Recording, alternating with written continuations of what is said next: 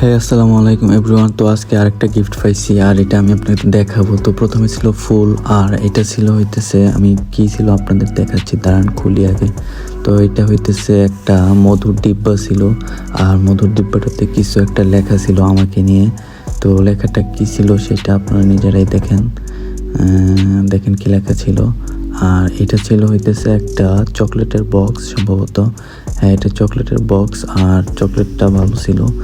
আর এটা ছিল হইতেছে একটা ফ্রেম, মানে আমার কিছু ছবি দিয়ে এটা একটা ফ্রেম বানানো হয়েছে। আর এটা দেখতে অনেক সুন্দর ছিল, দেখেন আপনারা কি সুন্দর লাগতেছে। তো আমার সব সুন্দর ছবিগুলো দিয়ে এটা বানানো হয়েছে। আসলে এটা অনেক সুন্দর ছিল আর আমার এটা অনেক পছন্দ হয়েছিল। আর এখন খুলতেছি হইতেছে সব থেকে বড় বক্সটা, মানে এটা দেখেন কি সুন্দর করে বানাইছে মানুষ, মানে কত যত্ন করে এত সুন্দর করে বানাইতে পারে আসলে দেখলেই বোঝা যায়। প্রথমেই আমার ছবি দেওয়া ছিল আর ভিতরে কত কিছু ছিল দেখেন, মানে যেটাই দেখ না কেন কিন্তু আমার এটা অনেক ভালো লাগছে। মানে ডেকোরেশনটা যে এত সুন্দর ছিল, মানুষ এত যত্ন করে বানাইতে পারে। আসলে মানুষ কতটা ভালোবাসলে এরকম করে দিতে পারে সেটা আসলে দেখলেই বোঝা যায়, বলেও প্রকাশ করা যায় না। জিনিসগুলো যেমনই হোক, পছন্দ হোক বা না হোক, সেটা কোনো মুখ্য বিষয় না।